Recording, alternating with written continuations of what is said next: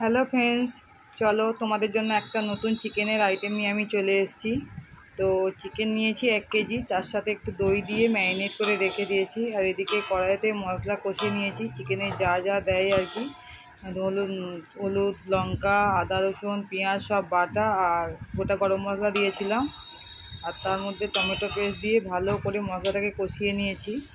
মশলা কষানোর পর ম্যারিনেটেড করা চিকেনটাকে দিয়েও কষিয়ে নেব ভালো করে নাড়িয়ে চাড়িয়ে। এই চিকেনটা তো একদম অল্পই মশলা লাগে। এইভাবে কষিয়ে কষিয়ে চাপা দিয়ে দিয়ে রান্না করব। এই চিকেনটার মধ্যে আমি একটু জল ইউজ করব না। চাপা দিয়ে দিয়ে রান্না করলে এমনিই ভীষণ প্রচুর পরিমাণে জল বেরোয়। দেখছো তোমরা কীরকম জল বেরিয়ে গেছে।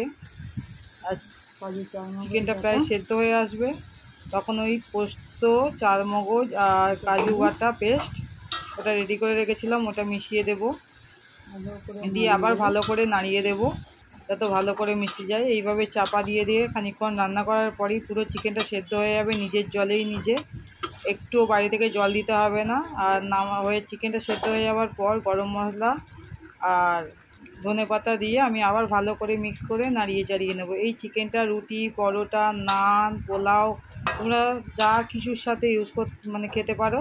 খুবই টেস্টি হয় এই চিকেনটা। হ্যাঁ, তোমরা একবার ট্রাই করে দেখো। আমি একদম শর্টে ভিডিওটা দিলাম, না হলে তোমরা কেউ দেখবে না, তাই থ্যাংক ইউ।